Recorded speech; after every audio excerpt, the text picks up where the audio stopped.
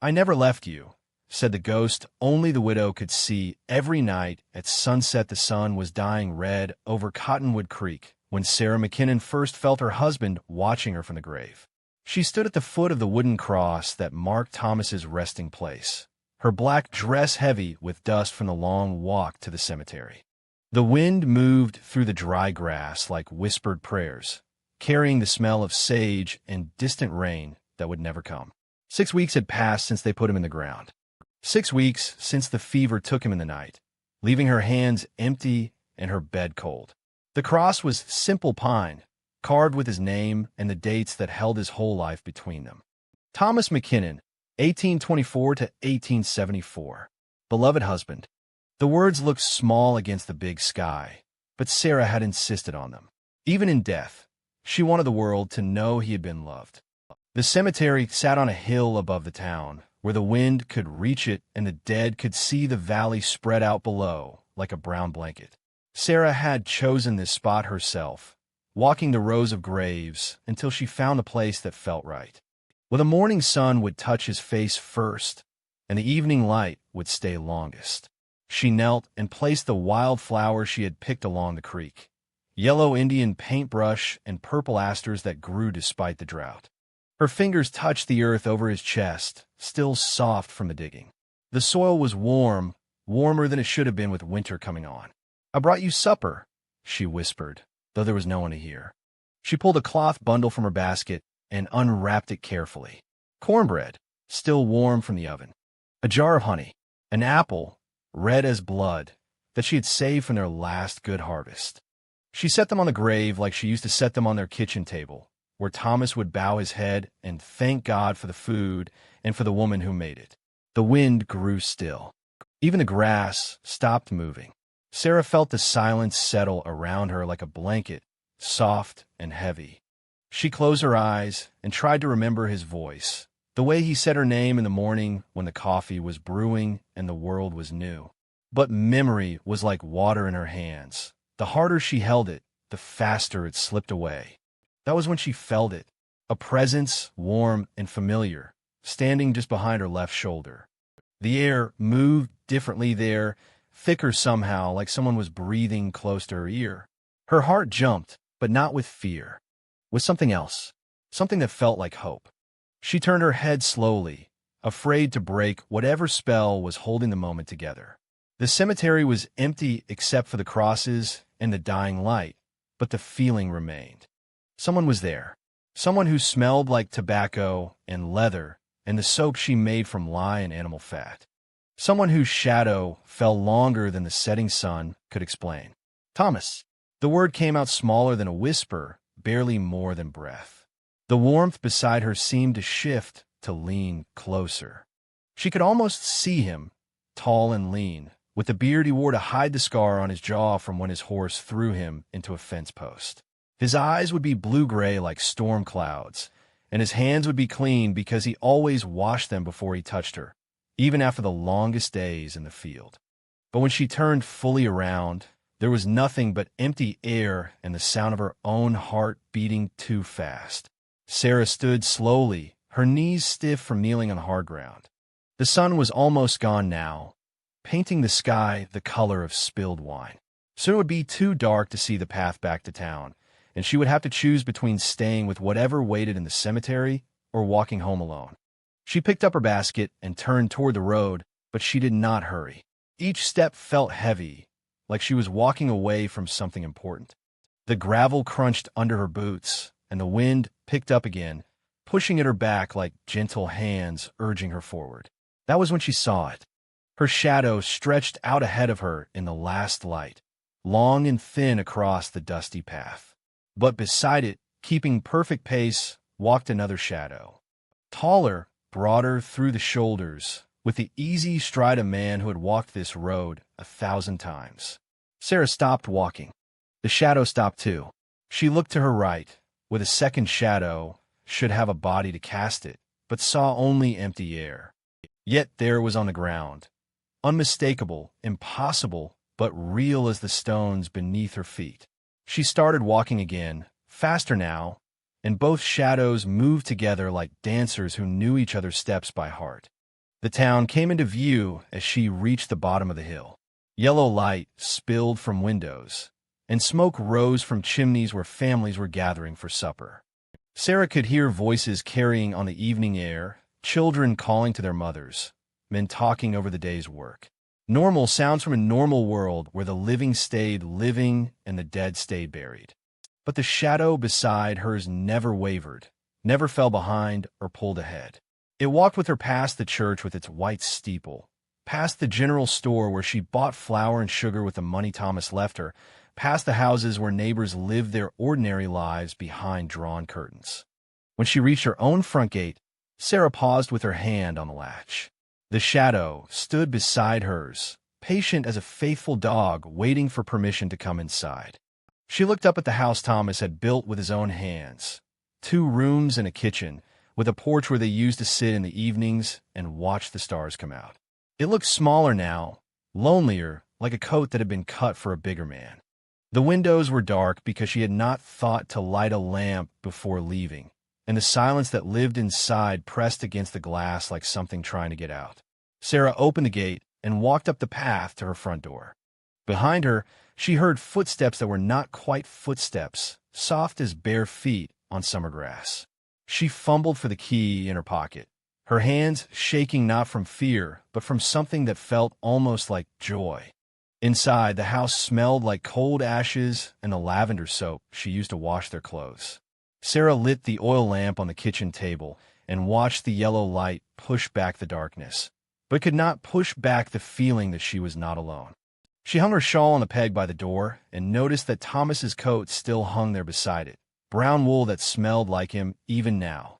She had not been able to take it down, could not bear to empty his pockets or give it away to someone who needed it more. It hung there like a promise that he might come back for it someday. Sarah went to the window and looked out at the cemetery on the hill, where flowers lay on Thomas's grave and the wind was settling into silence. The sun was gone now, but the sky still held traces of red along the horizon, like blood mixed with water. Tomorrow she would wake up alone, as she had every morning for 6 weeks. She would make coffee for one and eat breakfast in silence, and try to fill the hours until evening came again. But tonight, as she stood in the kitchen where they had shared 1,000 meals and 10,000 quiet moments, Sarah McKinnon knew with certainty that some things were stronger than death, and love was one of them. The days after that first evening at the cemetery moved like honey in winter, thick and golden and impossible to hurry. Sarah woke each morning to silence, so complete it felt like being underwater, where even her own breathing sounded too loud for the empty house. She would lie in bed longer than she should, staring at the place where Thomas used to sleep. His pillow still held the shape of his head, and sometimes in the gray light before dawn, she could almost see him there. One arm thrown over his eyes to block the sun, his chest rising and falling with the slow rhythm of a man who worked hard and slept deep. But when she reached across the quilt her grandmother had sewn, her hand found only cold cotton and the lingering smell of sage soap. The routine of living pulled her from bed anyway. Water to fetch from the well. Coffee to brew in the blue pot Thomas had bought her for their first Christmas. Eggs to gather from the 3 hens that scratched in the dirt behind the house, complaining in their soft voices about the cold mornings and the sparse feed. Sarah found herself cooking as if Thomas might walk through the door at any moment. She cut 2 slices of bread instead of 1. She fried 2 eggs instead of 1.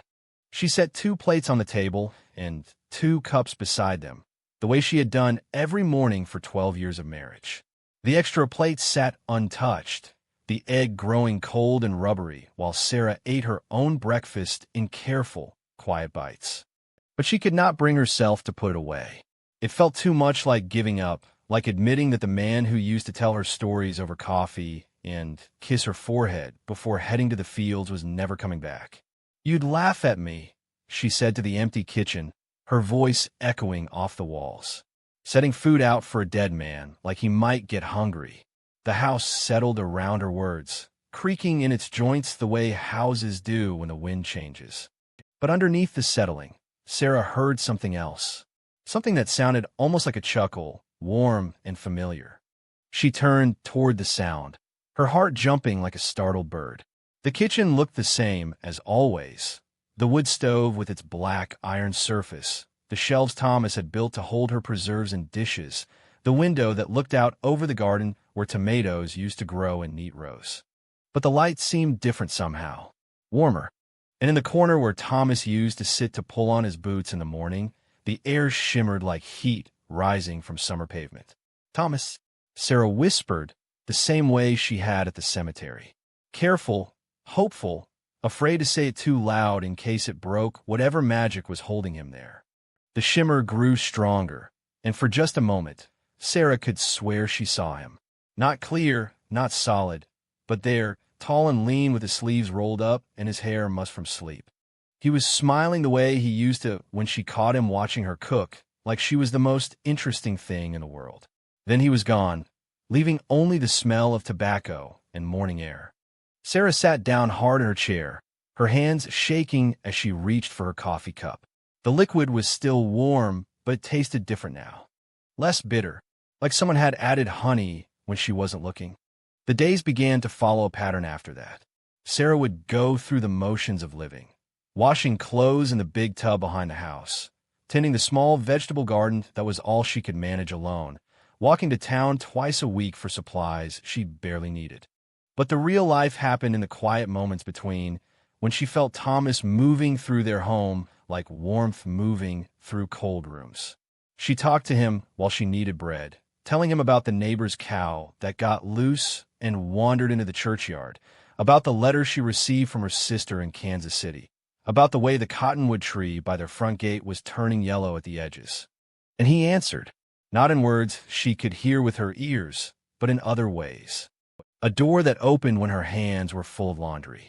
A lamp that lit itself when evening fell and she was still working in the garden. Small things, gentle things, the kind of help a good husband would give without being asked. The townspeople began to notice. Sarah caught Mrs. Patterson from the dry goods store whispering to Mrs. Chin outside the church on Sunday, their heads bent together like two crows sharing secrets. When Sarah walked past, they stopped talking and smiled the kind of tight smiles people use when they feel sorry for you but don't know what to say. "How are you holding up, dear?" Mrs. Patterson asked, her voice dripping with the kind of sweetness that usually comes with bad news. "Just fine," Sarah replied, though she knew how she looked. Thinner than she should be, with dark circles under her eyes and clothes that hung loose because she forgot to eat as often as she should. "It's just that." Mrs. Patterson glanced at Mrs. Chun, who nodded encouragingly. "Well, people have been saying they see lights in your house at odd hours. And voices, like you're talking to someone." Sarah felt heat rise in her cheeks. "I talk to myself sometimes. Most folks do when they live alone." "Of course," Mrs. Chin said quickly. "Of course they do. It's just that some people heard. Well, they thought they heard a man's voice answering back." The silence stretched between them like a rope pulled tight. Sarah looked from one woman to the other, seeing the concern in their eyes, but also something else. Fear, maybe, or the kind of curiosity that makes people slow down when they pass accidents on the road. "I'm managing just fine," Sarah said again, firmer this time. "Thomas left me well provided for." She walked away before they could ask more questions, but she felt their eyes on her back all the way to the general store. Inside, Mr. Kowalski weighed out her flour and sugar with the careful attention of a man who had heard the whispers but was too polite to repeat them. "You take care now, Mrs. McKinnon," he said as he wrapped her purchases in brown paper. "And don't hesitate to call if you need anything. Anything at all." Sarah nodded and paid for her goods, but she could feel the weight of his worry following her out the door. The whole town was watching her now, waiting to see if the widow McKinnon would fold under the weight of her grief or if she would find some way to carry on. What they didn't understand, what she couldn't tell them, was that she wasn't carrying the weight alone anymore. That evening, as she prepared supper for two, Sarah spoke into the golden light that filled her kitchen. "They think I'm going mad," she said, stirring beans in the cast-iron pot. "Talking to myself, seeing things that aren't there." The air near the stove grew warm, and she felt rather than heard his answer.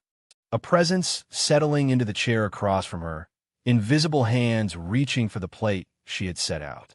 The beans stopped bubbling for just a moment, as if someone had blown gently across the surface to cool them. "But you are here," she whispered. "I know you are." The warmth spread through the room like an embrace, and Sarah understood that whatever was happening to her, whatever the townspeople thought or whispered or feared, it didn't matter. Love was stronger than death, stronger than doubt, stronger than the kind of loneliness that could drive a person to madness. But as she sat down to eat her solitary meal, Sarah wondered how long such love could last, and what price she might have to pay for holding on to something the world said she should let go. October came to Cottonwood Creek like a slow-burning fire, painting the cottonwoods gold and filling the air with the smell of wood smoke and dying leaves. Sarah noticed that Thomas grew stronger as the days grew shorter, more solid in the evening light that slanted through their kitchen window. It started with small things. A coffee cup that moved from one side of the table to the other while her back was turned. The rocking chair on the front porch that swayed gently even when there was no wind. But as the sun began setting earlier each day, Thomas became something more than warmth and whispers. Sarah first saw him clearly on a Tuesday evening while she was mending a tear in her winter coat. The light was fading outside, painting everything the color of amber, when she looked up from her sewing and found him sitting in his old chair by the fireplace. He looked exactly as he had in life, tall and lean with calloused hands and eyes the color of storm clouds. His brown hair was much the way it got when he worked in the wind, and he wore the blue shirt she had sewn for him last Christmas. But around the edges, he seemed to shimmer like heat rising from summer stones. "Hello, Sarah," he said, and his voice was the same voice that used to call her name across the fields at supper time. Sarah's sewing fell from her hands. For a moment, she couldn't breathe, couldn't speak, couldn't do anything but stare at the man she had buried 6 weeks ago in the cemetery on the hill. "You're really here," she whispered. Thomas smiled, the same gentle smile he used to give her when she was frightened by thunder. "I've been here all along. You just couldn't see me before." "But how?" Sarah reached out with one shaking hand, wanting to touch his face, to prove to herself that this wasn't some fever dream born of grief and loneliness. Her fingers passed through him like mist, but she felt warmth where his skin should have been. Real warmth, as if he were sitting close to a fire. "I don't know how," Thomas said. "All I know is that when I died, there was a choice. A path that led toward light, toward whatever comes after. And a path that led back to you." Sarah pulled her hand back to her chest, where her heart was beating so hard it hurt. "You chose to come back. I chose to stay," Thomas corrected. "There's a place between this world and the next, Sarah. A place where souls can wait. Where love can hold them, if the love is strong enough." He leaned forward in his chair, his elbows on his knees the way he used to when they talked about important things. "I couldn't leave you alone. Not when you needed me. Not when I could still be here, even if it wasn't the same as before." Sarah felt tears on her cheeks, though she didn't remember starting to cry. "I thought I was going mad. The townspeople whisper about me. They think grief has broken my mind." "Maybe it has," Thomas said softly, "but sometimes broken things let the light in." They sat together as the last of the daylight faded from the windows. Sarah told him about her days, the small struggles of living alone, the way the garden was failing without his strong back to work it, how empty the house felt without his laughter filling the corners. Thomas listened the way he always had, with his whole attention, as if her words were the most important things in the world. When she finished, he was quiet for a long moment. "Sarah," he said finally, "there's something you need to understand. Staying here, it costs me. Every day, I choose you over whatever waits beyond. I lose a little more of what I was. Well, I could become." Sarah's chest tightened with fear. "What do you mean? In that place between worlds, there are others like me. Souls who couldn't let go. But the longer they stay, the more they fade. Not just from this world, but from all worlds. Eventually, there's nothing left but the echo of who they used to be." The fire crackled in the hearth, sending shadows dancing across the walls. Sarah watched Thomas's face in the flickering light and saw something she hadn't noticed before, a kind of transparency around his edges, as if he were slowly becoming part of the air itself. "How long do you have?" she asked, though she was afraid of the answer. I don't know. It's different for everyone. Some souls fade in days. Others hold on for years. But it always ends the same way, with a choice between moving on or disappearing entirely. Sarah stood up so fast her chair scraped against the floor. Then go, she said, the words tearing at her throat. Go now, before you lose yourself. I can't bear the thought of you fading away because of me. But Thomas shook his head. It's not that simple, Sarah. I can't leave while you're holding on to me so tight. Your love is what keeps me here, but it's also what's trapping me. As long as you need me, as long as you set 2 plates and talk to empty rooms and wait for me to come home, I can't find the strength to let go. The truth of it hit Sarah like a physical blow. She sank back in her chair, understanding flooding through her with terrible clarity. Her love for Thomas, the very thing that had brought him back, was also what was slowly destroying him. I don't know how to let you go, she whispered. Thomas reached out as if to touch her face, his hand stopping just short of her cheek. You're the strongest person I know, Sarah McKinnon. You survived a drought that killed half the county. You nursed me through pneumonia when the doctor said I wouldn't last a night. You could survive this too. That was different. You were fighting to stay alive. Now you're asking me to help you die. I'm asking you to help me live, Thomas said. Really live, whatever that means in the place where I'm supposed to go. And I'm asking you to live too, instead of spending your days talking to ghosts. Outside, the wind picked up, rattling the windows and sending leaves skittering across the porch. Sarah could hear the town settling into evening. Doors closing, children being called in for supper, the distant lowing of cattle being driven to shelter for the night. All the sounds of life going on without them. I'm scared, Sarah admitted. I'm scared that if I let you go, I'll forget you. That without your voice in my ear and your presence in this house, you'll become just another name on a wooden cross. Thomas smiled, and for a moment he seemed more solid, more real than he had since the day he died. Do you remember the first time we met? Sarah nodded. At the church social. You spilled punch on my dress. I was so nervous I could barely speak. But you laughed, and the sound was like music. That's when I knew I wanted to hear that sound for the rest of my life. I remember. That memory doesn't live in this house. Sarah, it doesn't live in the plates you set or the conversations you have with empty air. It lives in you. All of our memories do. Our love, our fights, our quiet mornings and busy afternoons. They're all part of who you are now.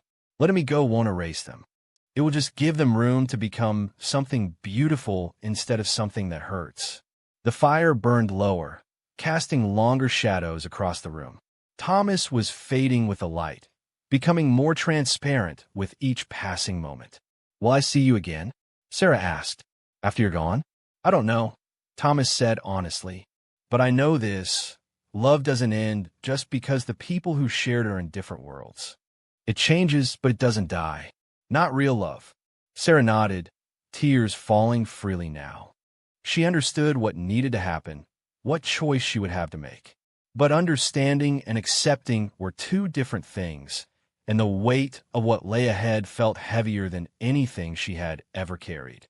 The first snow of winter came on a Thursday night in November, falling soft and silent like prayers whispered in an empty church. Sarah woke to the hush that only snow can bring, the kind of quiet that makes the world feel wrapped in cotton and dreams.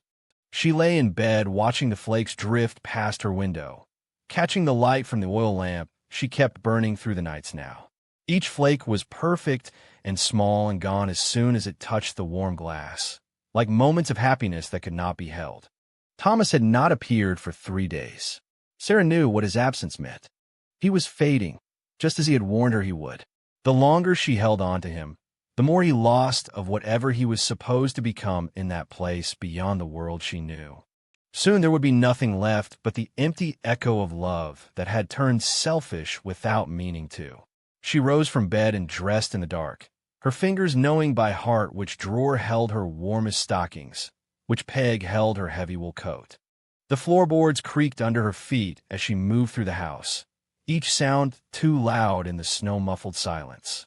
In the kitchen, she lit the stove and put water on for coffee she did not want. The routine of mourning felt strange in the middle of the night, but she needed something familiar to anchor her to the world while her heart prepared to let go of everything that mattered.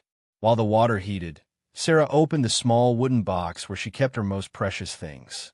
Her mother's pearl earrings. The deed to the house Thomas had built with his own hands.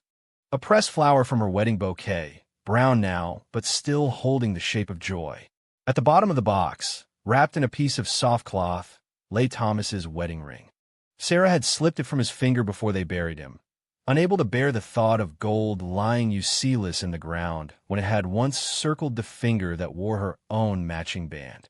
She had carried it with her ever since, a weight in her pocket that felt like comfort and grief rolled into one small, perfect circle.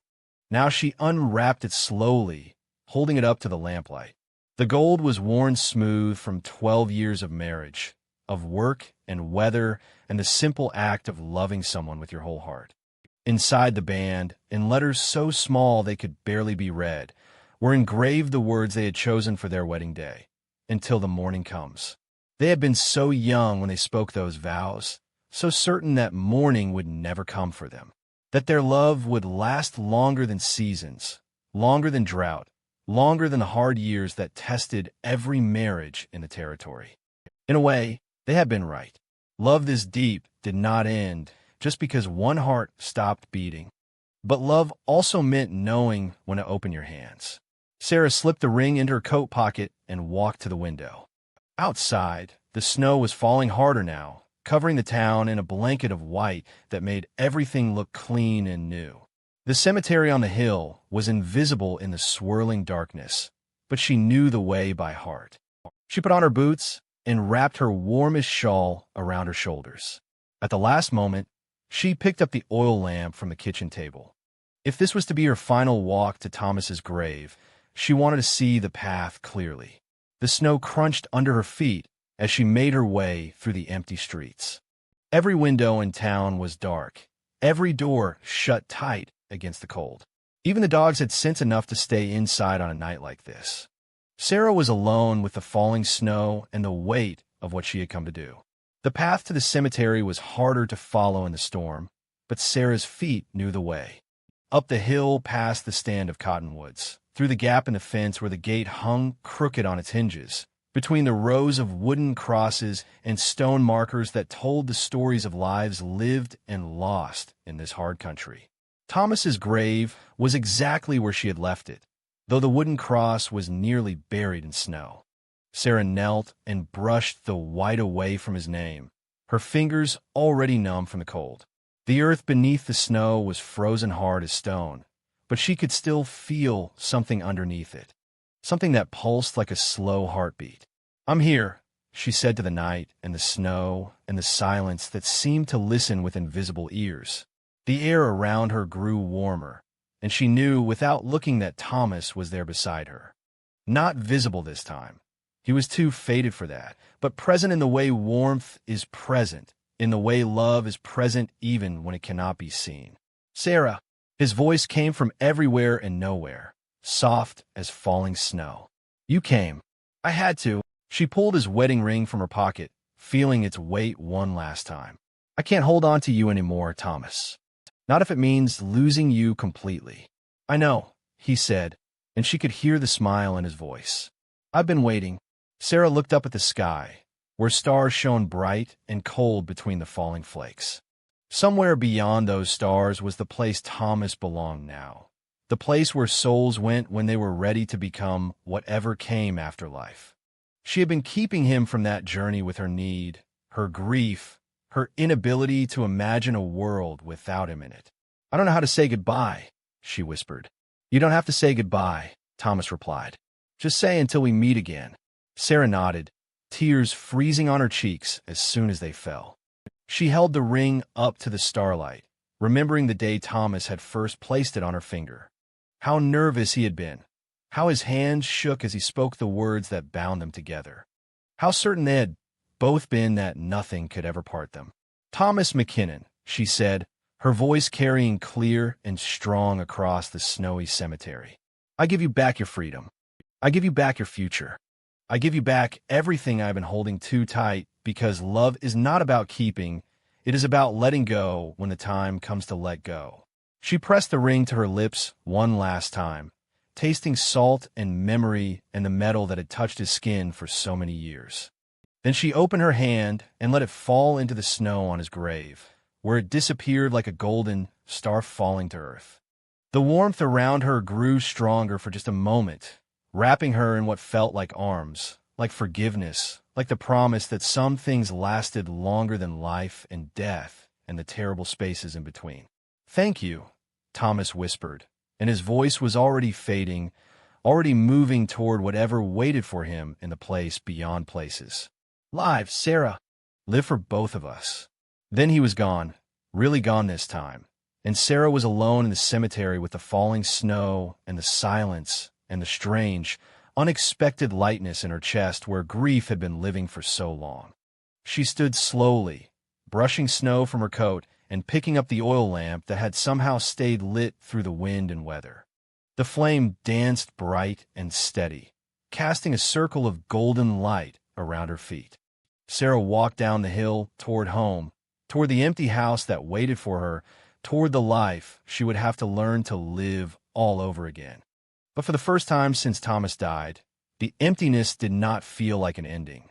It felt like space where something new could grow when the morning finally came.